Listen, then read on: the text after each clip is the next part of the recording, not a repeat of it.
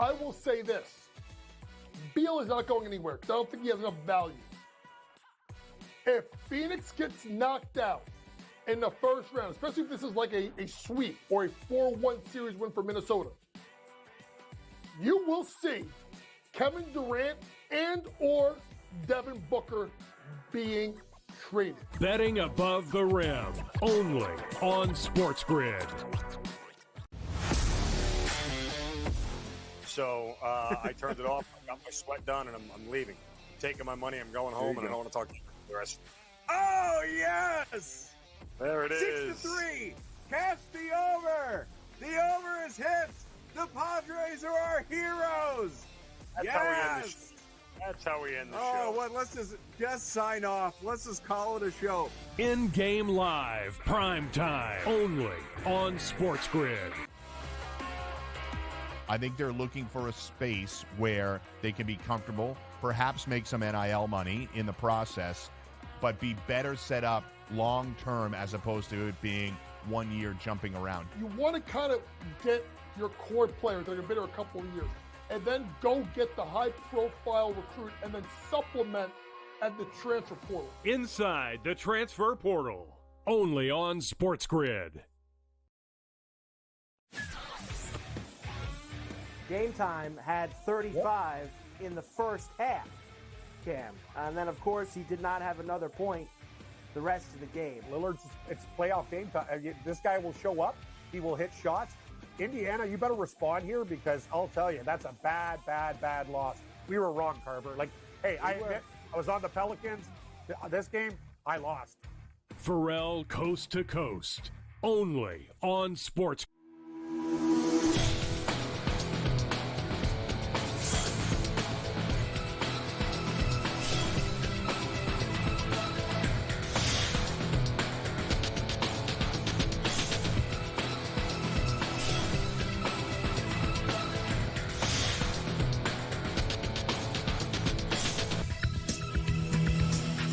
Good morning. Welcome to NewsWire here on SportsGrid. Craig Mish back with you here on this Tuesday. Great to be with you on the show. For the next hour, we've got plenty to recap and preview as we move ahead. Of course, the NBA playoffs are getting closer and closer to the second round. Some teams are moving on. We'll tell you who those are and who those aren't. So stay on the grid for that. We got Brady Kannon to preview this week's upcoming golf tournament. Of course, a special guest, as always, from Legal Sports Report, as well as Sporting News. We're here every Monday through Friday from 11 a.m. to 12 p.m. Eastern, recapping the world of betting, sports wagering, and the business of it as well. So thanks for tuning into the show. Let's get right to the top and our headlines here as we begin. And we'll begin with the NBA playoffs. And LeBron James did his very best, but they came up a bucket short, and they lose the series yet again to the Denver Nuggets. I guess they could take solace in winning one game in the series, but the final was 108-106. By the way, Lakers did cover the number here of 7 or 7.5, depending on where you got it. Jamal Murray, another game-winning shot. He hit the first one in Game 2, another one last night. 32 points, 7 assists, 3 rebounds. And by the way, for the first time, how about this? Since 2005, no LeBron, no Kevin Durant, no Steph Curry in the second round of the NBA playoffs. So a lot of fresh faces, including Jamal Murray, of course, who we know very well from winning championships with the Denver Nuggets. And Murray talked about winning the series, but also saying farewell to LeBron James and the Lakers for putting up a battle over the 5-game set. Yeah, it's tough, man. They played the whole series. They played great. LeBron is such a beast, bro. I don't know how old he is, but to go play 44 minutes, man, and like play really good. That just speaks a lot to his greatness, man. It was one of those games where we had to stay locked in, and they just make you think so much. Even when you're winning or you're winning games, it's still a good game. There's still a lot of like details that go into it. So yeah, it was just an impressive win by us. I think Porter's been amazing. I think AG had a huge rebound after I bricked one of those shots. KCP's fighting through that ankle.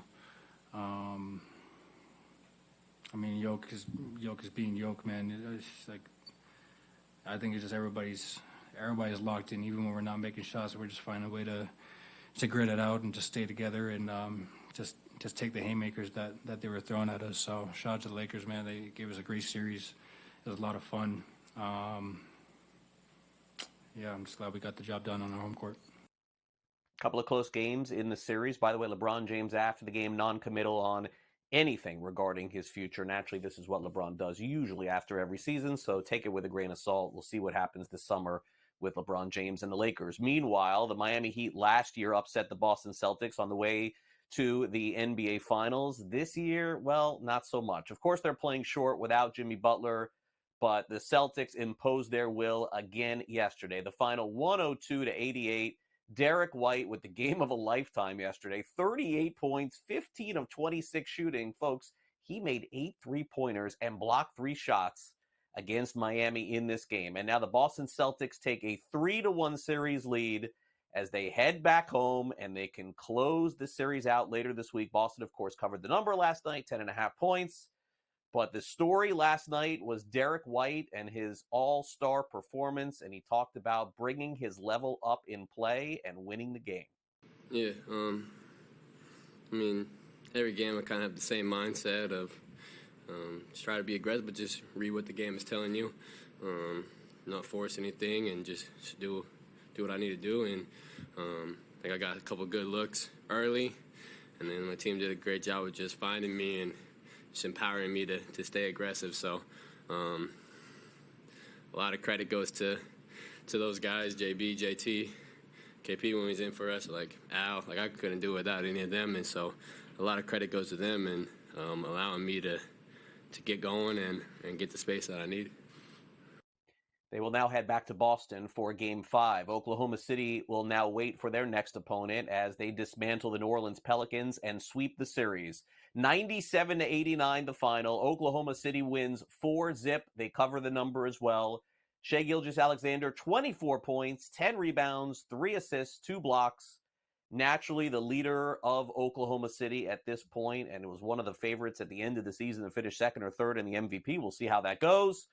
SGA after the game talking about not winning just 1 or 2 or 3 games over the 7-game set and having to lose some and come back, but sweeping and winning all 4. Yeah, it's very impressive. Like when you take a step back, it's very hard to beat an NBA team, no matter what NBA team, 4 times in a row. You have to do a lot of things right on a lot of possessions, and there's so many possessions in a game just to get 1 W. And for a group of guys that I guess you can say we're young and don't have the most experience in winning basketball games, to figure it out and to stick with it the way we have is very impressive, and it's just cool to be a part of. And now Oklahoma City moves on as well. Now, as far as the Boston Celtics are concerned in their next game, questionable as to whether or not Kristaps Porzingis will be able to play. He limped off the court in last night's game with a non-contact calf injury. They were up at the time by 16, so it wasn't a huge factor.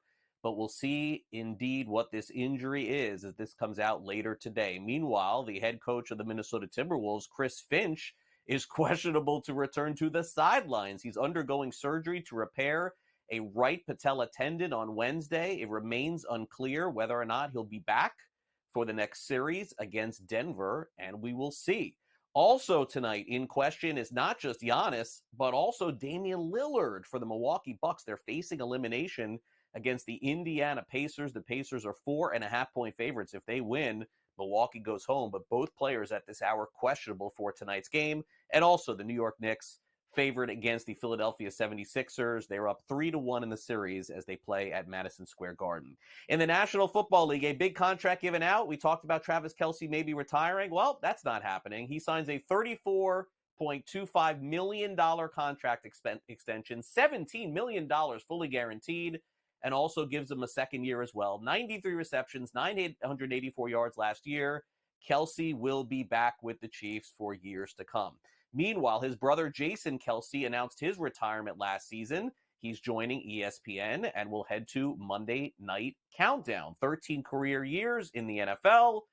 And naturally, of course, his brother is Travis Kelce, who we just talked about, and signs a contract to go to ESPN. The New England Patriots are keeping around one of their defensive stars, Christian Barmore. 4 years, $92 million contract, includes $41 million guaranteed. Congrats to him, and the Patriots defense stays strong. And also, Michael Gallup has a new home. He leaves Dallas. He signs with the Las Vegas Raiders. It's a 1-year, $3 million contract. They have Devontae Adams, Jacoby Myers, and of course, they just drafted Brock Bowers from Georgia. In Major League Baseball, the Minnesota Twins are playing great baseball. They're going to get Carlos Correa back from the injured list. He's missed a couple of weeks. 16 games with a right rib cage muscle. He's expected to be in the lineup for their next game. Kodai Senga, New York Mets pitcher, has faced hitters for the first time. He's been out for an extended period of time. In fact, right now it looks like he's eligible to return on May the 27th and could very well do so. Jake Paul versus Mike Tyson coming up on Netflix has been officially sanctioned as a professional fight. In fact, we'll talk more about Jake Paul, who's gained some weight to make this happen. Tyson, of course, 50 wins over the course of his professional career, but hasn't fought in a sanctioned fight since 2005, and yet we're talking about it here on the show. As far as hockey is concerned, the Cats do it again. Florida Panthers defeat the Tampa Bay Lightning, and they advance to the next series. Dallas Stars have evened up their series as well, and we'll see what ends up happening with the Stanley Cup tonight, because coming up, Joe Madden is going to give us a preview of all the games in the National Hockey League. But up next, we recap the Lakers and Nuggets. Is it the end of the line for LeBron James? We've said that for like 4 years in a row. It never happens. Kyle Irving will weigh in on that. And does the Miami Heat stand a chance to go back to Boston and perhaps steal a win to get this thing back to Miami? Stay with us. More to come here on NewsWire after this timeout.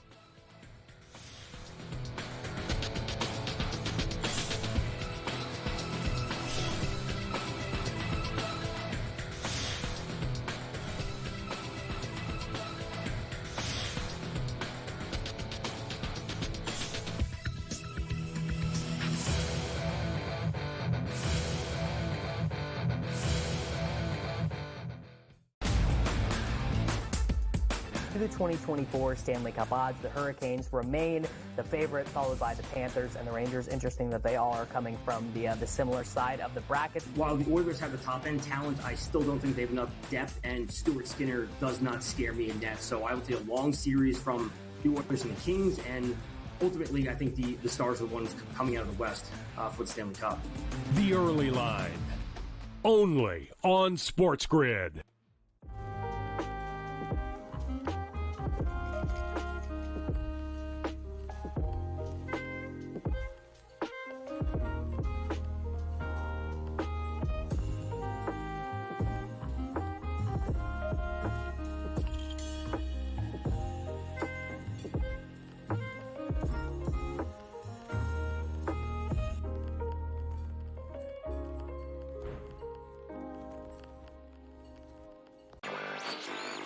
DraftKings making a progressive move, I think, that most other companies are also going to do or have done in the past.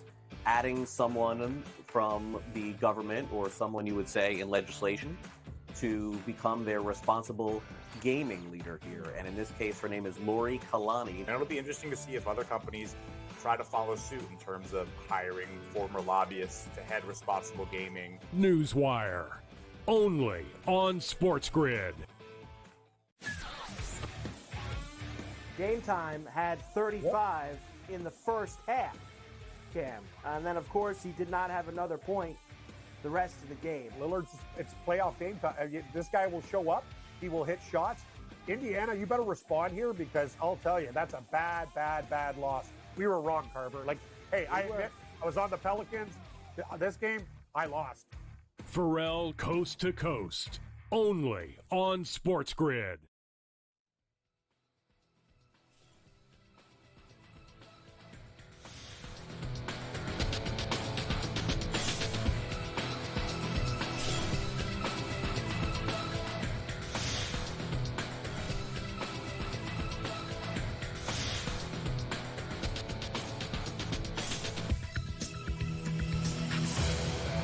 Welcome back to NewsWire. It's a great day to have Kyle Irving here on the show, because we've got some series that are completed, some series continuing, and I think it's fair to say we're going to get some really good matchups in the second round of the NBA playoffs. So let's bring Kyle in. And, you know, Kyle, I think this was sort of to be expected a little bit with this day and age of the NBA, where you have some teams potentially maybe not deserving, honestly, of the playoffs, and then they play in these play-in games, they find their way in, and then all of a sudden they get smoked and people are up in arms like that wasn't any fun. But I do think the next round in particular is going to be a lot of fun, because I think that it's fair to say there may not be 16 great teams in the NBA, but certainly I think that when you cut it in half, I think you get teams at that point. Yeah, I couldn't agree more. I mean, you look at this upcoming Nuggets Timberwolves series, and that could very well be, a preview of which team represents the Western Conference in the NBA Finals. I think that's going to be one of the best series that we see in the playoffs altogether.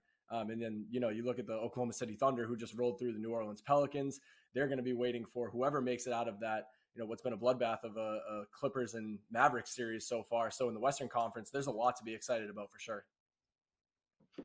Well, Kyle, I think that when it comes to the NBA playoffs and it comes down to, I think, some of these games, the bottom line is that we're giving some credit to the Lakers for playing well and not. Will you give them credit for staying in the series? Absolutely. I think you have to, because, the Lakers led for, it was almost 70% of this series. And I thought they did a great job last night again on Nikola Jokic and containing Jamal Murray where they could, the same way that they did in game 2.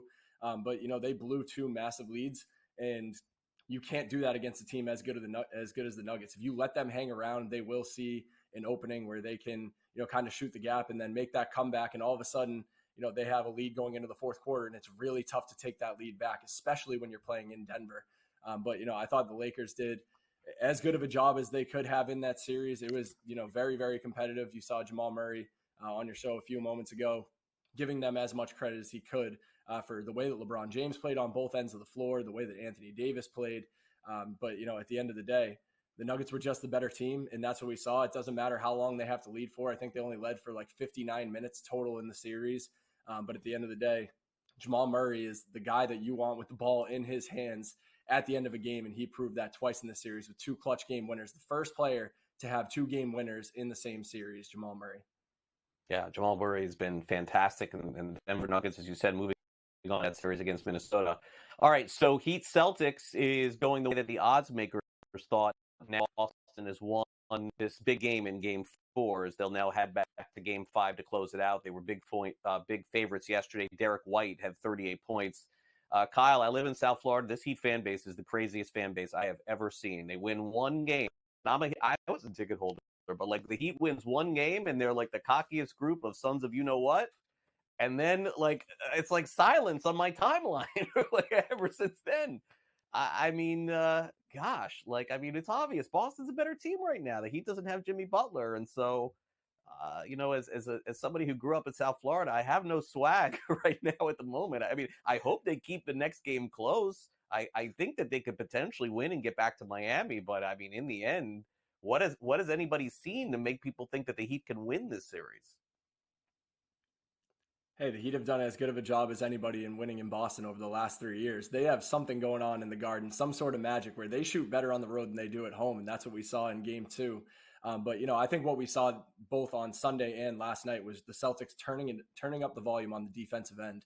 After the Heat got all those open looks from three-point range, it's very clear that they made a priority in getting back, in taking pride in their defensive identity. This is a Celtics team that they have so many guys who can score, and you saw that with Derek White last night. We haven't even seen Jason Tatum really, go off he hasn't had 30 points in this series yet. Jaylen Brown had 1 30-point game in Game 1, but, it's more so everyone likes to talk about this team because they, had an offensive rating of 120 points. It was one of the best offensive ratings in NBA history, but they were also one of the best defensive teams in the NBA this season, and they got back to what got them to this point.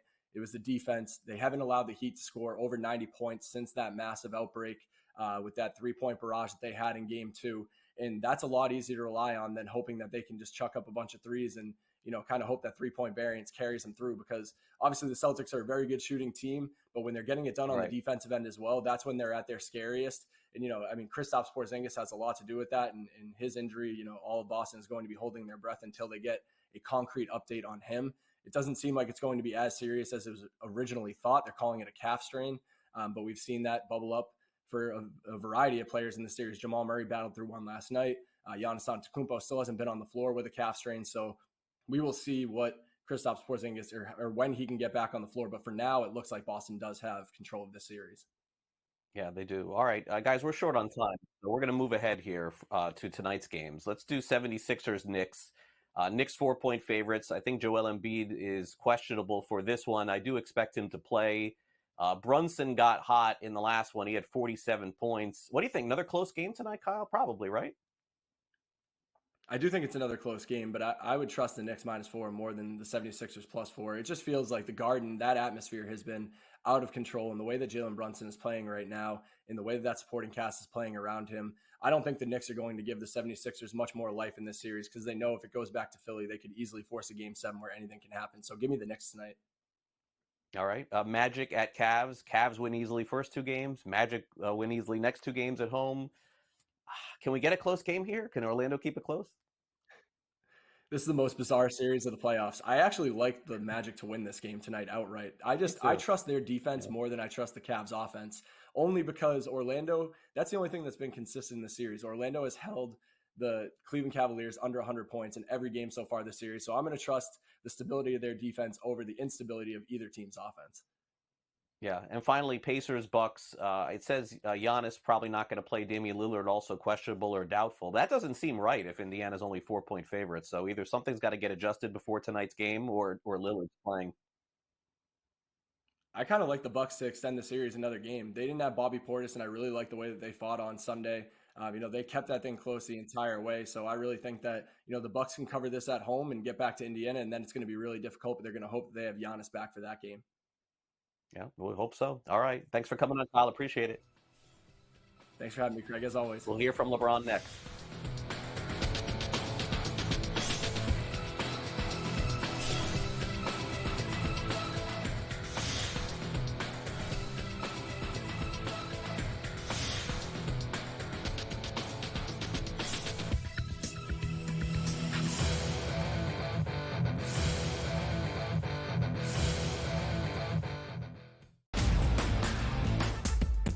The 2024 Stanley Cup odds, the Hurricanes remain the favorite, followed by the Panthers and the Rangers. Interesting that they all are coming from the similar side of the bracket. While the Oilers have the top-end talent, I still don't think they have enough depth, and Stuart Skinner does not scare me in net. So I will take a long series from the Oilers and the Kings, and ultimately I think the Stars are the ones coming out of the West for the Stanley Cup.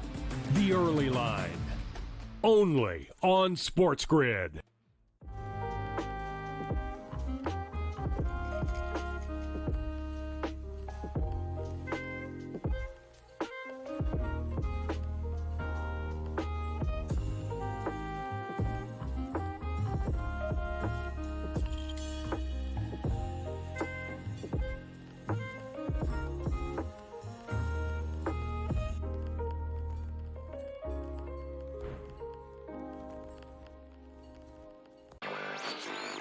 DraftKings making a progressive move, I think, that most other companies are also going to do or have done in the past.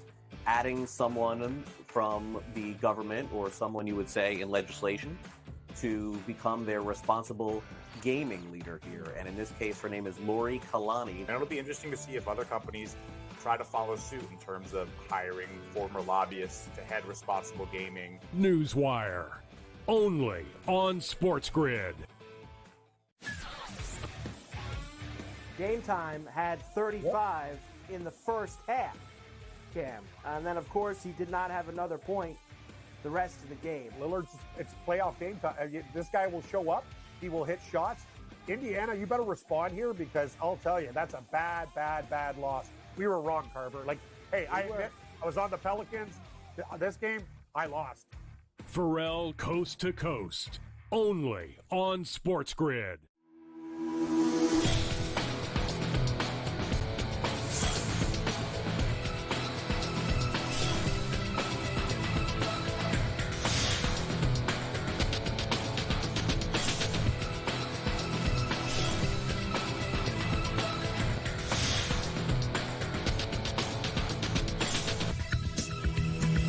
Welcome back to NewsWire here on SportsGrid. Time for some SportsGrid sound off. We'll begin with the end of the line for the Los Angeles Lakers last night. The question is it the end of the career for LeBron James? I think we all know the answer to that question. It's going to be no. We know Bronny James is headed toward either a final year of college somewhere or the NBA, and we know LeBron is going to make that happen. Folks, in the history of sports, there will never be anything like LeBron playing with his son on the same court. I have seen it all. this is going to go at the top of the list historically in professional sports. We've seen fathers and sons play before in baseball, not so much in some of the other sports. And to have this actually happen in the NBA, LeBron is going to wait that thing out. But regardless, after the game last night, didn't commit on anything as far as his playing future with the Lakers or anywhere else, and just talked about being knocked out of the playoffs yet again. First of all, you tip your hat to them. Defending champions, super great team, super well coached, and you tip your hats. I mean, they made the plays down the stretch, to win this series, and so you get credit where credit is due. That's for sure. Couldn't be any closer to when you just got off the floor, but have you given any initial thoughts of what comes next this summer or for next season? No, I just want to get home to the family, honestly. Start looking at the schedule. Obviously, I got, my son, one of my boys is just trying to decide if he's going to, enter the draft or go back to school. I got another kid that's playing AU ball right now. My daughter's playing volleyball, and my wife is doing so many great things. So it's about family right now. And then in a couple months, I got to go to Vegas for training camp. So, I got to rest my body for USAB, but that's kind of the initial thoughts. Next time we see LeBron will be at the Olympic Games. That'll be an exciting time, always is, for Team USA. Okay, now let's head on to the latest on what's trending in social media. You can follow us, of course, on social media on X, at SportsGrid TV, and SportsGrid Radio as well. Lots happening right now on social media. People talking about whether or not Kristaps Porzingis will be able to play in the Celtics' next game. In addition, did Travis Kelce finally get the bag of 2 years? Is that enough for Kelce to continue to play? Ezekiel Elliott's going back to Dallas, and a new crew on the NFL on CBS. Christian DeBlock for our social media team talks about all of those topics. Kristaps Porzingis suffered a calf injury in Boston's Game 4 victory against the Miami Heat. Porzingis is set to undergo imaging on Tuesday to determine the severity of the injury. The Celtics hold a 3-1 lead and will look to close out the series on Wednesday night. The Kansas City Chiefs have made Travis Kelce the highest paid tight end in all of football, agreeing to a 2-year deal worth just over $34 million. The Dallas Cowboys have brought back Ezekiel Elliott. The running back spent just 1 season with the New England Patriots before returning to the team that drafted him number 4 overall back in 2016. The NFL Today on CBS is set to look a little different next season as Phil Simms and Boomer Esiason are out, with former NFL quarterback Matt Ryan joining the cast. The United States and Mexico have withdrawn their bid for the 2027 World Cup, focusing on 2031. The United States previously hosted the tournament in 1999 and 2003. Well, I would say that there's no question about it at this time that as far as the NFL on CBS is concerned, and I know Christian hit on this, the bottom line is with Phil Simms and Boomer Esiason not being part of the crew, for people like myself who have watched the NFL on CBS for so many years, it's going to be something that we will miss. As far as the NHL is concerned tonight, we've got a great preview of all the games, including the Maple Leafs and Bruins. Here's our very own Joe Madden. We have 4 games out there on the ice tonight, with all 4 of these series sitting 3-1. Now, I do think 2 of these teams are in trouble tonight. The first one being the Toronto Maple Leafs. We look at the Leafs, and Austin Matthews is questionable for this game. And if Boston goes back to Swayman, he's really had Toronto's number. So give me the Bruins to be able to finish this series off. Looking at the matchup between the New York Islanders and the Carolina Hurricanes, all of these games in this series have been lower scoring except for one. I'm expecting defense and goaltending to show up in this one tonight. Win or lose here for the Carolina Hurricanes, I do think this one stays under that total of 5.5. When we look at the matchup between the Colorado Avalanche and the Winnipeg Jets, Winnipeg struggled to light the lamp in all of these games except for the first one of this series. I'm expecting them to be able to get their shots tonight. Not sure if they will convert to goals. Give me Kyle Connor and Shane Monahan for over on their shots on goal tonight. Kyle Connor coming in at 2.5. Shane Monahan at 1.5. If you parlay those together, it comes in at plus 167. And then the Nashville Predators taking on the Vancouver Canucks. I do think Nashville can extend this series. Give me Nashville on that money line. All right, well, we'll see what happens tonight in Nashville, and we'll see if they hit that bet. Thanks, Joe. We'll be right back.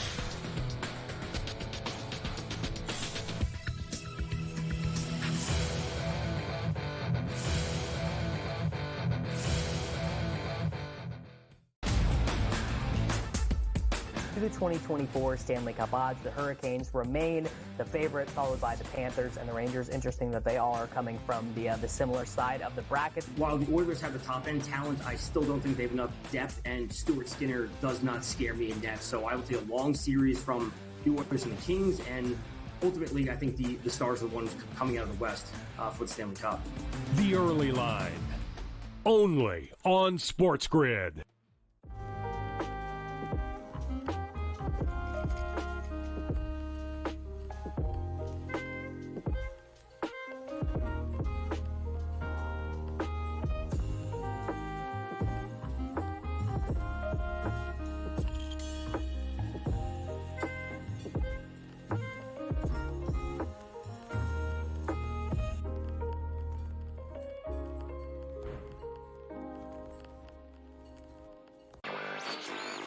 DraftKings making a progressive move, I think, that most other companies are also going to do or have done in the past. Adding someone from the government or someone you would say in legislation to become their responsible gaming leader here. And in this case, her name is Lori Kalani. And it'll be interesting to see if other companies try to follow suit in terms of hiring former lobbyists to head responsible gaming. NewsWire, only on SportsGrid. Game Time had 35 in the first half, Cam. And then, of course, he did not have another point the rest of the game. Lillard's, it's playoff game time. This guy will show up. He will hit shots. Indiana, you better respond here because I'll tell you, that's a bad, bad, bad loss. We were wrong, Carver. Like, hey, I admit, I was on the Pelicans. This game, I lost. Pharrell Coast to Coast, only on SportsGrid.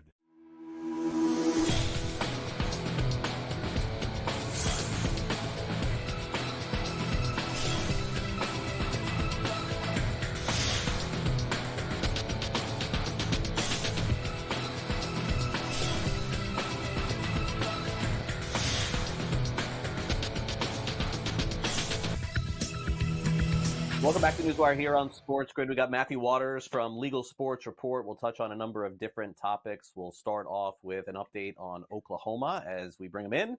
Matt, great to have you back here on the show. And, certainly our first topic is interesting because I think that, some of the topics that we talk about in sports betting are all surrounding the providers, like the success of FanDuel, the success of DraftKings, BetMGM. We don't often talk about the success of the technology companies. And in particular, this company has got to be doing very well. It seems like anytime we're talking about sports betting technology, in some way, Kambi gets brought up. And here they are again, heading to the Choctaw Nation to enter a partnership. Tell us more about that.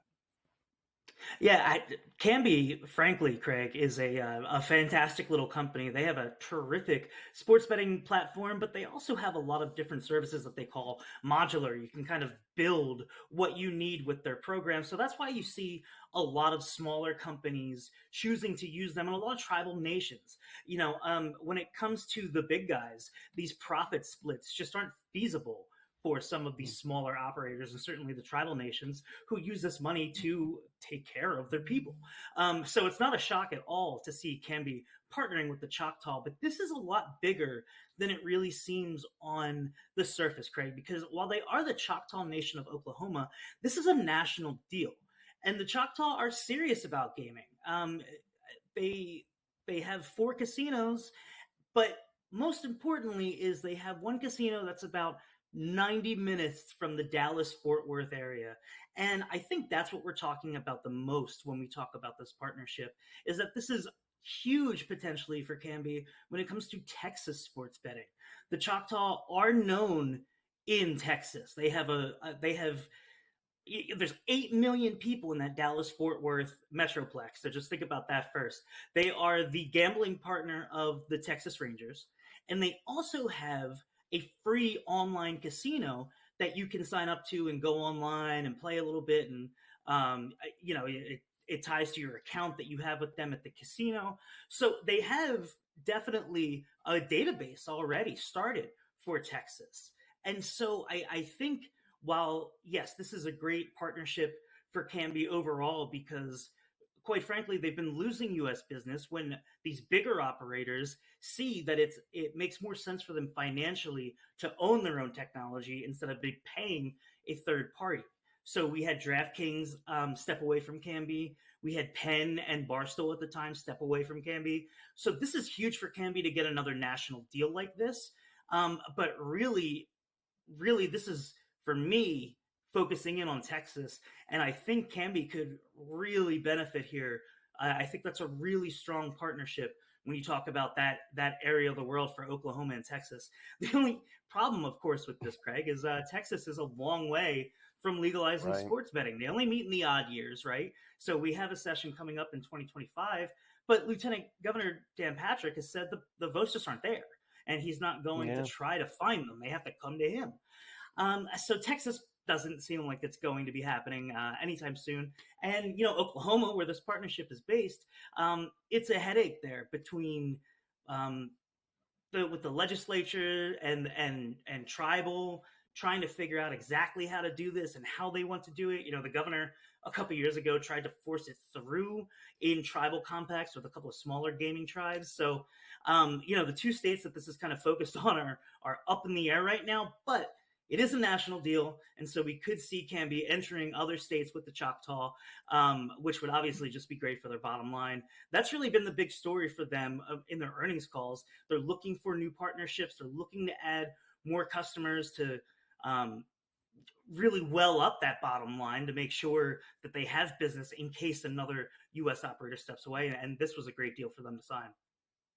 Yeah, and it's good to have positive stories, I think, in the industry, too, to tell that aren't just directly surrounded with the people that are familiar with all these sports betting companies. So appreciate you bringing that to the table. But that was quick. We go from positive to negative pretty fast.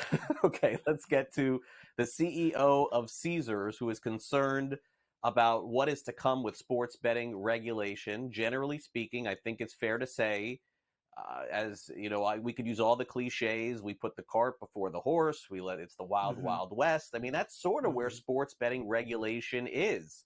And I think universally, when we have these conversations, Matthew, they legalize sports betting. And that was a great start because then people could just move offshore to start betting legally. But what they didn't do was sort of get ahead of the what ifs. What if this happens? And we'll just kind of approach it when the things happen. That's when we will dive in. And that's more or less what it seems like the CEO of Caesars is saying. Yeah, it was really frustrating for me, Craig, as somebody who was familiar with more mature betting markets when the U.S. really started to kick off, to see operators making the same mistakes that they had made in European countries that eventually got the industry cracked down onto, in some countries, no gambling ads at all. I think what we're looking at here, obviously, these operators have been worried about federal involvement for a while. They like the state-by-state rollout. They don't want the feds dipping their fingers into their business. But when you look at those European countries, Craig, you realize that they have responsible gambling laws at the federal level, at their country level, not a state-by-state or region-by-region kind of framework where they're trying to figure it out like this. And you're right. We legalized sports betting, and that was great. And we did it with the concept of getting sports betting out of the darkness into the light and getting people help that they needed. But those dollars weren't always there to help. And so now we're seeing that responsible gambling is becoming more important to these companies to frankly show the federal government that they have this under control. You see DraftKings hiring a new head of responsible gambling. You have operators coming together to form a coalition on responsible gambling. And Tom Reeg is right if you read his comments. I mean, he talks about trying to watch a football game and being overwhelmed by the ads. And he rightly says that they were part of the problem at the beginning back in 2021 when they spent just an absurd amount of money in New York when the state launched. But they have trailed off. They still promo and market. Obviously, you have to. It's a business. But they've said that they've significantly cut their marketing dollars, and they haven't really seen a huge fall off in handle. And so I think what needs to happen in general, Craig, is it does need to be self-policing. I think it's a great sign that we're getting this coalition of operators that want to focus on it. But something has to change. We need to get some concrete guidelines here, I think, for everybody to follow, or we're just going to hear from the feds that they want in even more. Yeah, and that could be the next step. I think we could be headed there. Okay, so I see a bunch of conference calls on schedule this week. So that's the good news. The bad news, Matt, is I don't know that Pat Evans is going to leave the basement this week. I'm very upset now. I think he's stuck there listening to all these conference calls. But that's what we have on deck. Yeah, we have a bunch of calls this week, and it's exciting for me. I love these calls, Craig. But, on Thursday, we're going to hear from Penn. So we get to hear how ESPN Bet did in a full quarter. We get to find out how much money they spent on promos and how much people they're keeping and converting to cash bettors. We hear from DraftKings on Friday.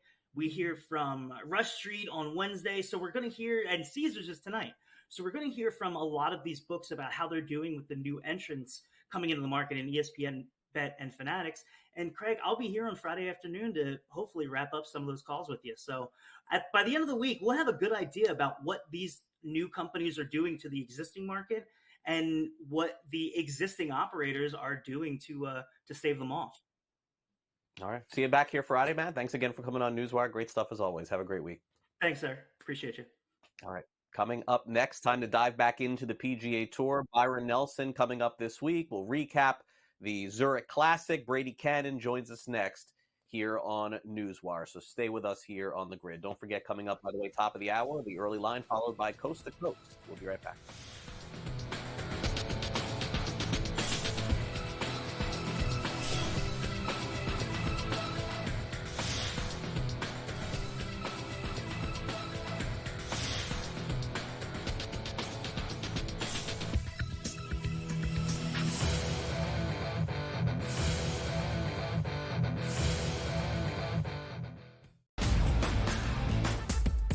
The 2024 Stanley Cup odds, the Hurricanes remain the favorite, followed by the Panthers and the Rangers. Interesting that they all are coming from the similar side of the bracket. While the Oilers have the top-end talent, I still don't think they have enough depth, and Stuart Skinner does not scare me in net. So I will take a long series from the Oilers and the Kings, and ultimately I think the Stars are the ones coming out of the West for the Stanley Cup.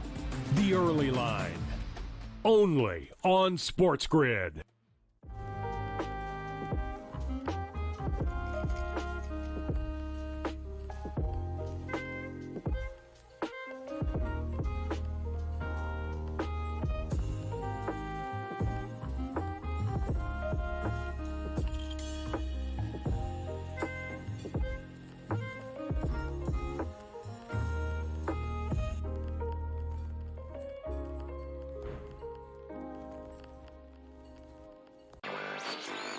DraftKings making a progressive move, I think, that most other companies are also going to do or have done in the past. Adding someone from the government or someone you would say in legislation to become their responsible gaming leader here. And in this case, her name is Lori Kalani. And it'll be interesting to see if other companies try to follow suit in terms of hiring former lobbyists to head responsible gaming. NewsWire, only on SportsGrid. Game Time had 35 in the first half, Cam. And then, of course, he did not have another point the rest of the game. Lillard's, it's playoff game time. This guy will show up. He will hit shots. Indiana, you better respond here because I'll tell you, that's a bad, bad, bad loss. We were wrong, Carver. I admit, I was on the Pelicans. This game, I lost. Pharrell Coast to Coast, only on SportsGrid.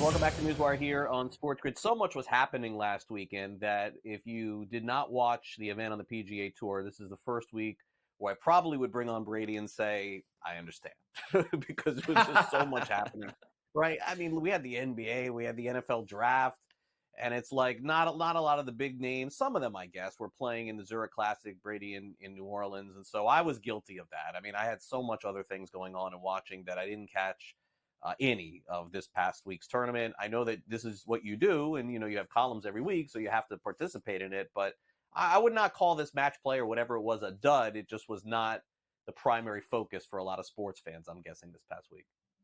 No, I think you're exactly right. It's not a big time tournament. And I think even the players feel that way. It's a little bit more casual. We come off of the Masters and a signature event at the RBC Heritage. And then, you can go relax and have some fun in New Orleans for, 3 or 4 days. And yeah, the field was not loaded, but the marquee pairing did win the thing in Shane Lowry and Rory McIlroy. And, they talked about how much fun they had. I think guys, I'm starting to learn, you listen to all the comments from the players, that they kind of get over a lunch or they're hanging out one day on the practice tee or whatever it is. And they say, hey, you want to go team up and play in that event in New Orleans this year? And yeah, let's do that. So it's a lot of fun for these guys. And I think it is for the viewer too. It's different. You have best ball, you have alternate shot. And like I say, it's not a big boy tournament, doesn't draw a lot of viewership and interest in that stuff, but it is fun. And it's nice to mix up the weekly routine every now and then on the PGA Tour. From the standard stroke play event was something like the team event there in New Orleans. And I think it's very good for golf, Craig. You talk about this being, not high on the priority list of everything going on, that this was something you wanted to tune into. The other side of that is it's probably really good that McIlroy and Lowry did win, and this didn't go to, some no-namers that, while a lot of people weren't paying attention anyway, that could have been even worse. So I think it's good that a marquee pairing like McIlroy and Lowry won. Yeah, definitely so, because again, they got to bring that tournament back there next year too, and they want people to attend and certainly see some of the big names. That's what we appreciate. All right, so this week I would say probably a mid-range tournament. We got the Byron Nelson coming up. The purse is a lot. I mean, it's almost 10 million. So naturally, some of the players are going to play in this, but it is a week off for some others. I'm seeing some of the names that are familiar. Brady, with Jordan Spieth is playing, Will Zalatoris is playing. I see Adam Scott here. So what would you make of the field here? I would not say it's a 0 at all. I do think it'll be a competitive tournament. We're seeing some folks who took last week off back at it this week. Yeah, no, I think you're right. Again, it's a mid-level field here, and yes, you do have some big names, some native Texans in Jordan Spieth and a Dallas resident in Zalatoris. It's a fun golf course. It's a birdie fest. The average winning score here, they've played at TPC Craig Ranch 3 years in a row now. This will be the 4th straight year playing this venue, and the average winning score the past 3 years is better than 24 under par, about 24 and a half under par. So there's going to be some fireworks, big wide open fairways, big greens, and it'll kind of be a putting contest. Your distance off the tee helps. Approach play on these long par 4s and par 5s, you're going to need to take advantage of that. And then you're going to need to putt, and making putts is always key when you have a birdie fest. So yeah, it's another standard PGA Tour event, and it ought to be good. And then the following week, we start to get into the big boy events again. We have a signature event with the Wells Fargo and then the PGA Championship. So one more little pre-Derby prep race, if you will. All right. Well, let's take a look at some of the best bets that you like this week. And maybe this is an opportunity back like we had in January, February. We've gotten a little chalky lately. Maybe we go back to the long dogs here. So let's talk about those. I see Noren at 25-1, Byung-Hun An at 30-1, Adam Schenk 40-1.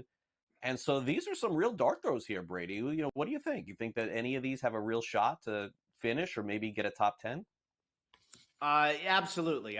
The common theme here for the most part is great putters. Maverick McNeely, Alex Noren, Adam Schenk. These guys are all really good putters. The only guy that's not a really good putter out of my selections is Byung-Hun An, but he bombs it off the tee, and he is number 1 in this field over the last 36 rounds in birdies or better gains. So he makes a ton of birdies and he bombs it off the tee, and that's not a bad combination at this golf course for sure. Alex Noren, he's yet to miss a cut this season. He has 6 top 25 finishes. He's in the top 20 for putting here. Great short game. Maverick McNeely comes off a couple of good finishes at the Players Championship and another top 10 in Phoenix this year. I think this guy's in good current form. I mentioned the tremendous short game from McNeely. So these guys are all, I think fit the profile. They're good off the tee. They're good on approach. They play the long par fours well. They play the par fives well. And like I say, 4 out of 5 of them can really putt. Ben On, the one guy that is not a great putter, but he makes a ton of birdies. So that's really the formula here. And like you mentioned, Craig, I didn't go to the top of the board with Spieth or Siwoo Kim.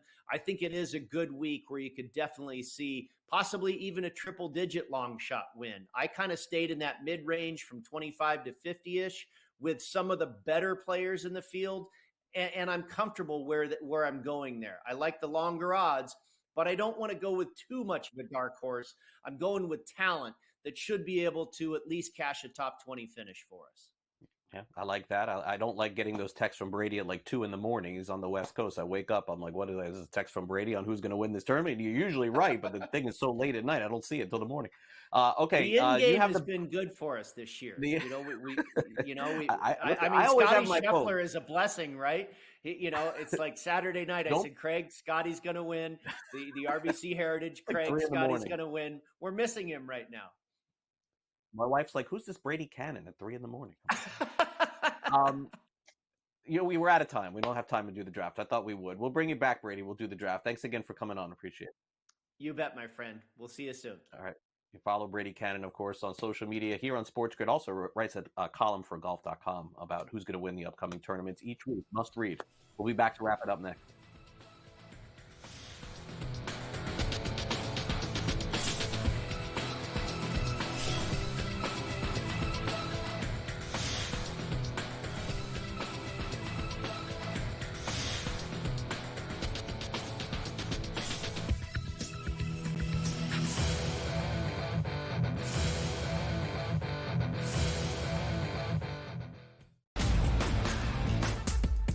The 2024 Stanley Cup odds, the Hurricanes remain the favorite, followed by the Panthers and the Rangers. Interesting that they all are coming from the similar side of the bracket. While the Oilers have the top-end talent, I still don't think they have enough depth, and Stuart Skinner does not scare me in net. So I will take a long series from the Oilers and the Kings, and ultimately I think the Stars are the ones coming out of the West for the Stanley Cup.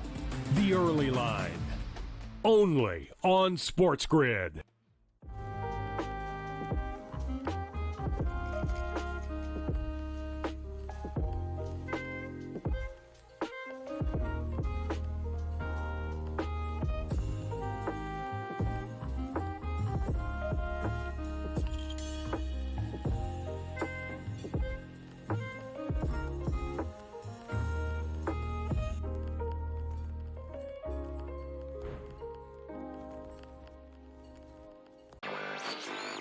DraftKings making a progressive move, I think, that most other companies are also going to do or have done in the past.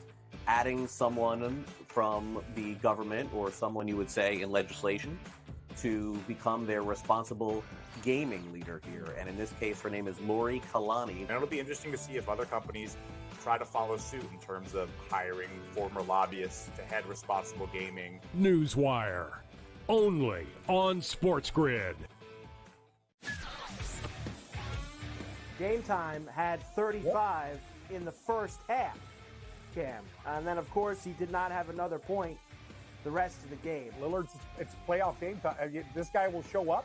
He will hit shots. Indiana, you better respond here because I'll tell you, that's a bad, bad, bad loss. We were wrong, Carver. Like, hey, I admit, I was on the Pelicans. This game, I lost. Pharrell Coast to Coast, only on SportsGrid.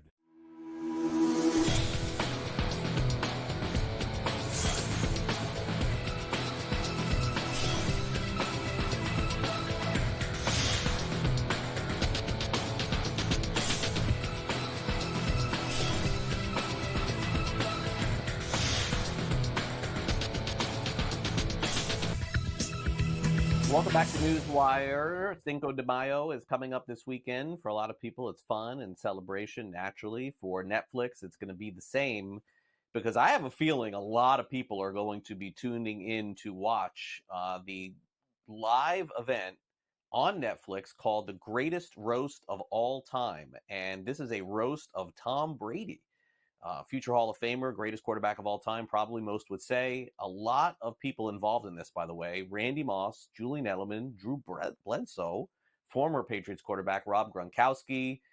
They're going to roast him live on Netflix. This is coming up May the 5th. And so those of you who are looking forward to this event, I am in agreement with this. This is something that I think I want to watch too.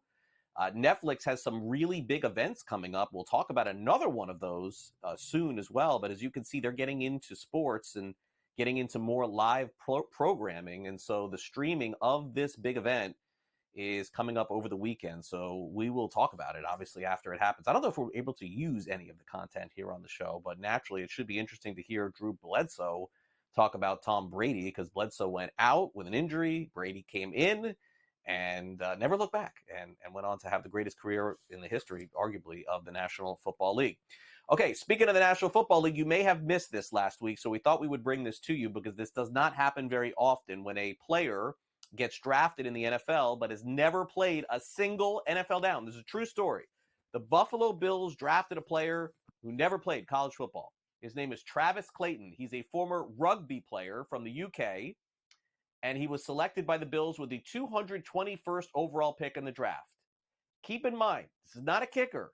This is not a punter. That can happen. This is an actual player who is 6'7", 303 pounds, runs a 40-yard 4.79, and they're thinking that he could potentially play offensive, not guard, but tackle in the National Football League. So what does this say the Buffalo Bills have been doing in terms of scouting? They've been scouting rugby. So Ted Lasso type stuff here. This is the Bills scouting somebody in the UK, actually sending and paying one of their employees to go watch rugby to say, hey, look, is there a chance any of these guys can actually play for us in the National Football League? So let's circle this name, Travis Clayton, 221st overall pick in the 2024 NFL draft. I certainly will have my eyes and ears on this as the training camp, probably the best time to determine this will happen, because not a lot of players who get drafted in rounds 5, 6, and 7 actually make the team. So we'll see if this guy ends up making it. Now, another event coming up on Netflix is going to be this boxing match between Jake Paul and Mike Tyson. And folks, I got to tell you, even though Tyson is certainly beyond his prime and not close to being who he was, a lot of people are going to be watching this. Mike Tyson moves the needle. This is live on Netflix coming this summer. And Jake Paul is weighing in now at approximately 230 pounds. So he has gained about 30, 40 pounds in order to make this fight. In fact, the fight has now been sanctioned. So this is an official fight. For the first time, Mike Tyson's going to fight in a sanctioned fight since 2005. This will clearly be the biggest fight that Jake Paul has ever had. Tyson weighs 220 pounds. He's been posting things on social media which would make you want to run and hide as fast as you can. It's still Mike Tyson. By the way, this note is coming from Sugar Shane Mosley, who was involved in the Jake Paul camp, getting him ready to fight Mike Tyson. And by the way, I don't have any interest in betting this. I'm sure we'll break it down in the odds and everything as we get closer. But I am intrigued. I got to say, I am intrigued to see if somebody at Tyson's age can still fight. We've seen some boxers go on and on and on. I was not around old enough to remember when Muhammad Ali kept going, so that I can't speak to. But I certainly remember George Foreman fighting at a very late age, Evander Holyfield fighting at a very late age, and now we have Mike Tyson doing it again. Although against Jake Paul, who, let's be honest, is not the best professional fighter that there ever has lived, but intrigued to say the least. All right, that will, obviously do it for our show today. Hopefully we left you there on a good note. Thanks again to Matthew Waters for coming on the show. Also, thanks to Brady Kannon and also our guest from Sporting News, Kyle Irving, on the program today, our associate producer, Frank, and our producer, Michael Cohen. I'm Craig Mish. The early line's coming up next, followed by Coast to Coast at 3 o'clock Eastern. Next time you'll see me here on SportsGrid. Tomorrow morning, I'll be on the early line talking some baseball, and then I'll be back with you on our next edition of NewsWire at 11 a.m. Eastern. I hope you enjoy the rest of your day. Keep it locked here to SportsGrid, and I'll see you tomorrow morning with the very latest in the NBA, NHL, and everything else happening in sports. Have a great day, everyone. See you then.